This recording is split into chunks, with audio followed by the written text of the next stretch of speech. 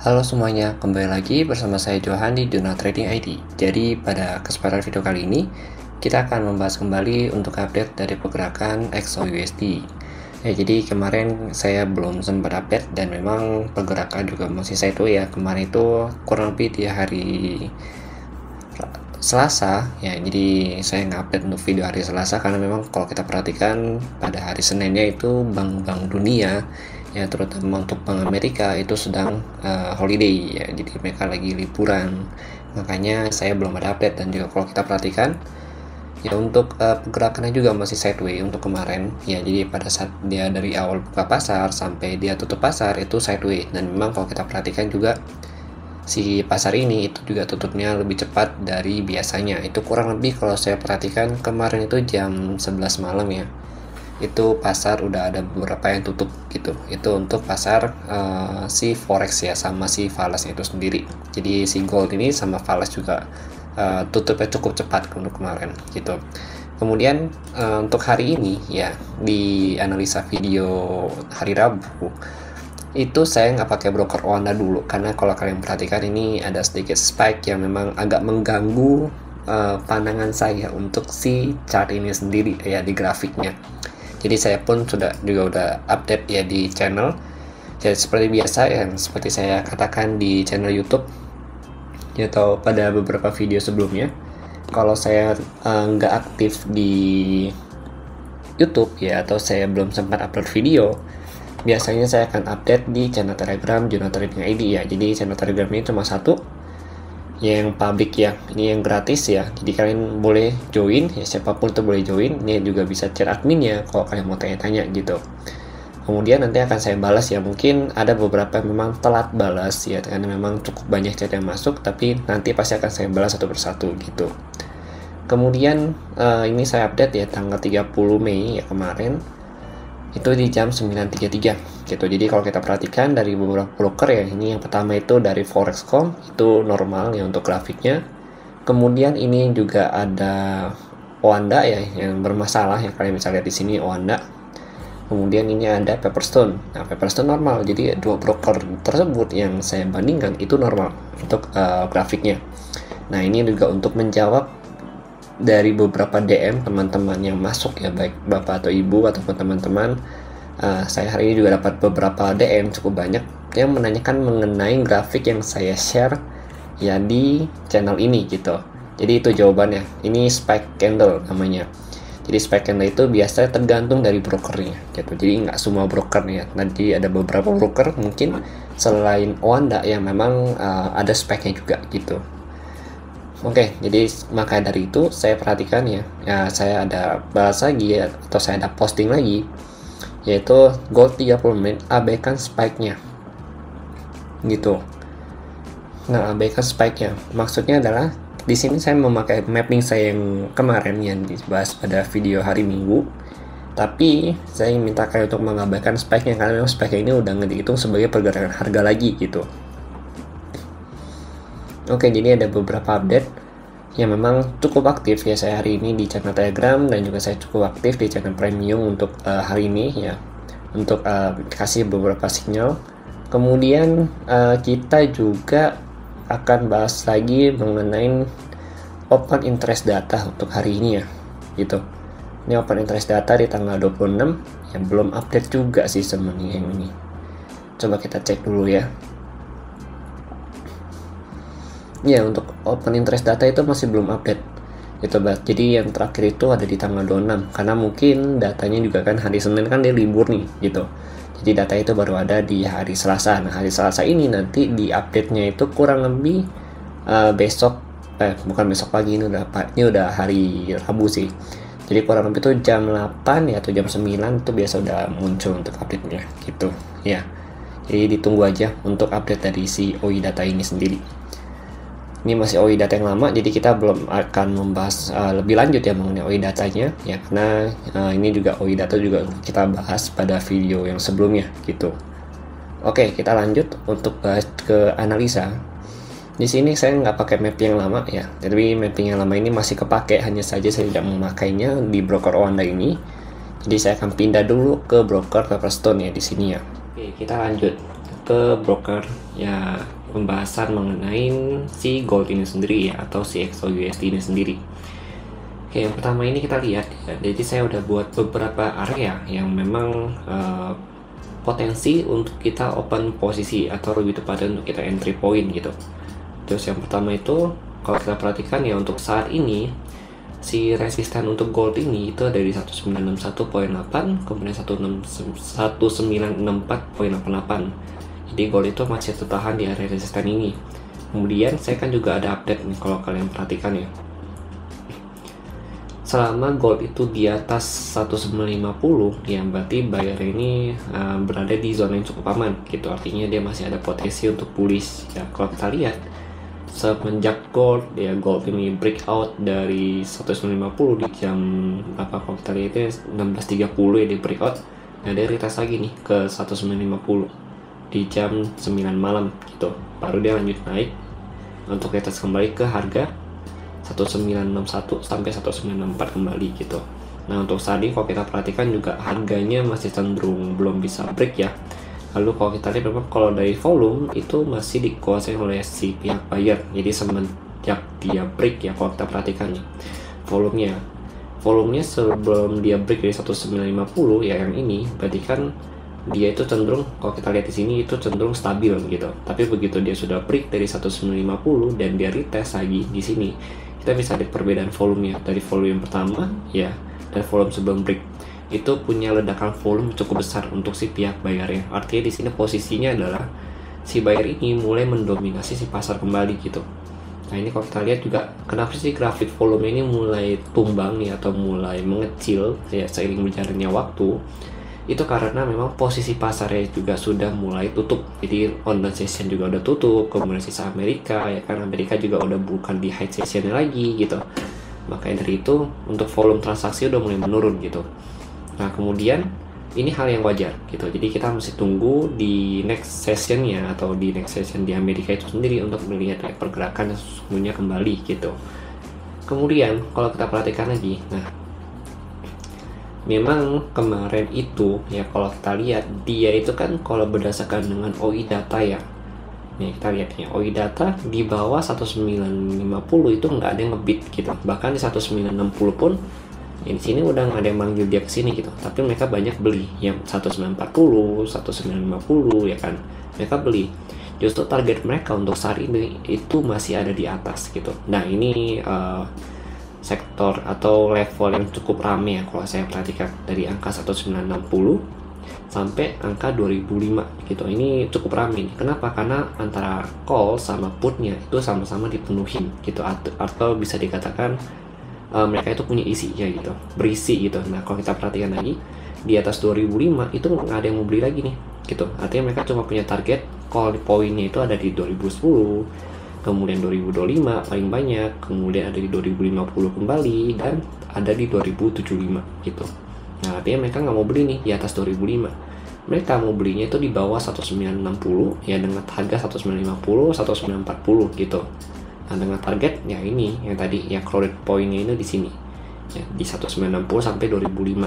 Nah, kemudian kalau kita perhatikan untuk saat ini kan harganya itu juga belum bisa break dari 1960 ya, karena posisinya itu harga lagi di 1959. Nah, ini 1950 itu karena ini adalah posisi dari resisten pertama dia. Tapi sebenarnya kalau kita mau lihat ya, memang 1960 sampai 1965 itu juga udah kita tandai ini sebagai area resistennya dia. Artinya kalau dia break dari 1965, dia akan lanjut ke 1980 yang dimana ini juga udah saya bahas ya untuk areanya di sini. I'm here. Oke, sebentar, ini juga udah kita bahas. Nah, ini nih, gold 4H begitu break di atas zona ini ya, ada potensi untuk retest ke 1980, 1983 kembali gitu. Nah, ini yang saya ambil tuh dari data OI ini ya, jadi 1980 sampai 1985. Kalau OI kan kelipatan 5 soalnya kan gitu.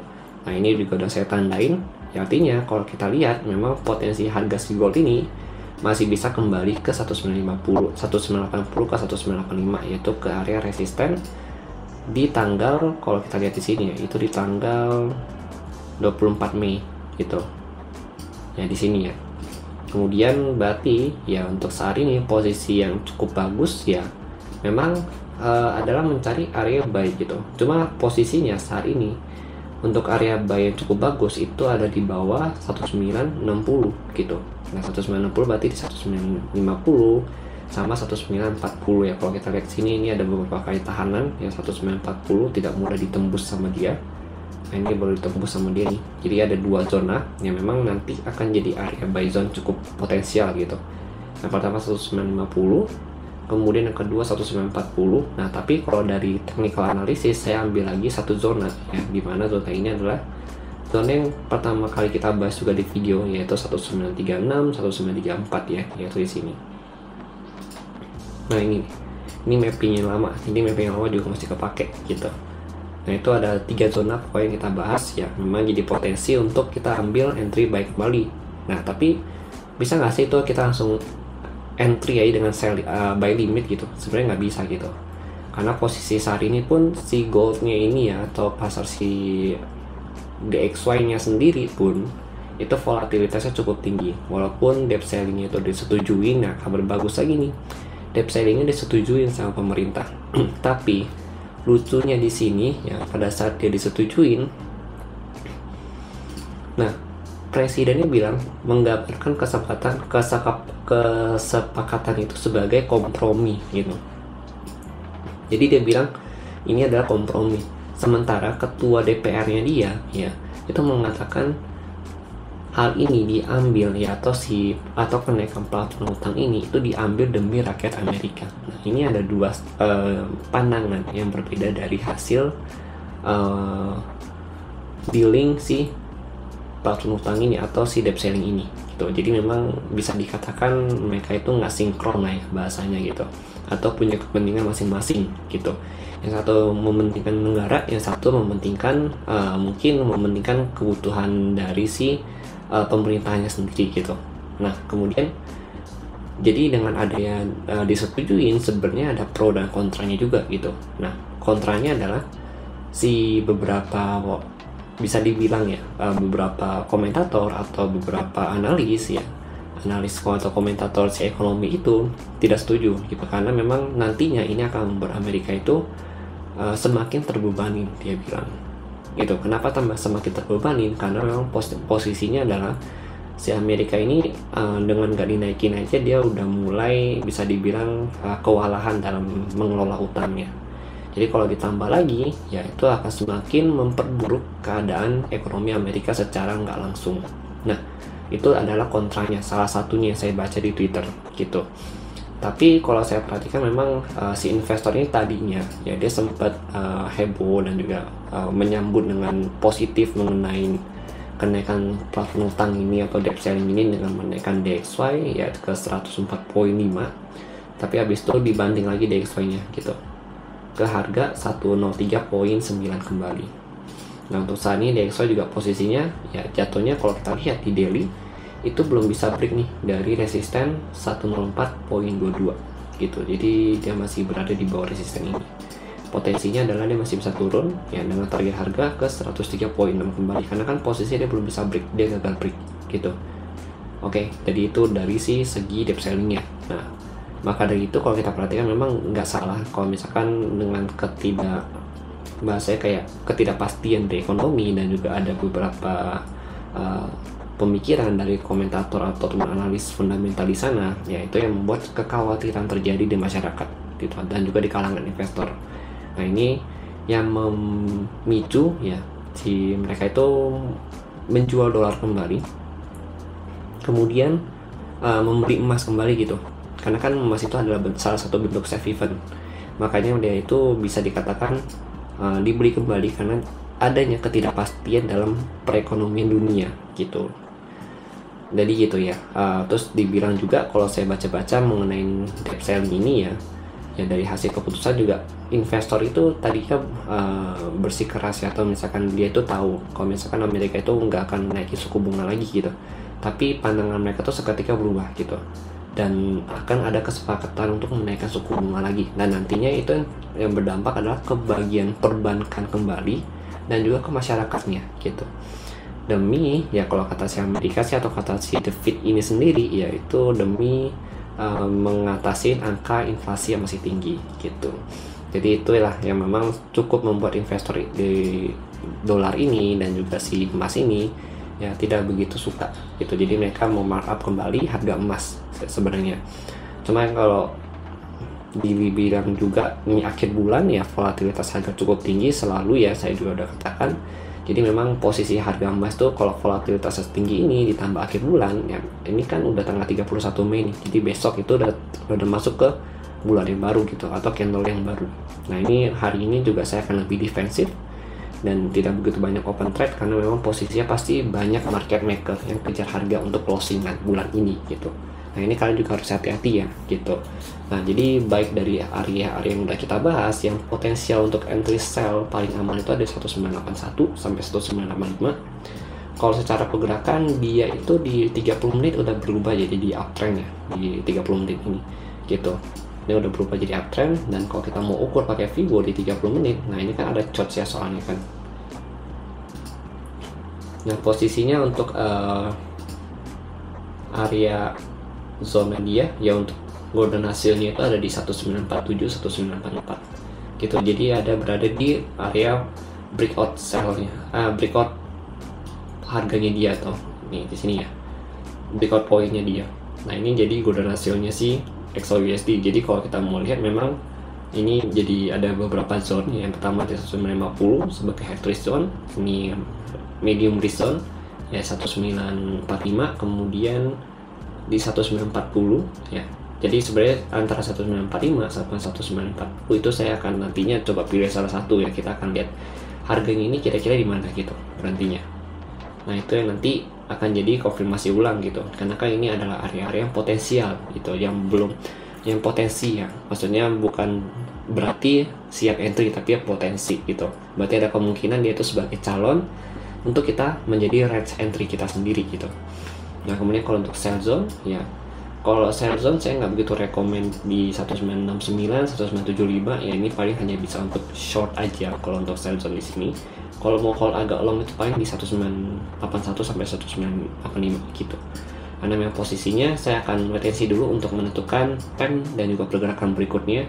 Kemungkinan sih kita akan lihat kurang lebih ya untuk efektifnya itu di 1 minggu ke depan ya. Artinya saya akan coba bahas lagi untuk lebih lengkapnya ya, itu di hari Sabtu ya.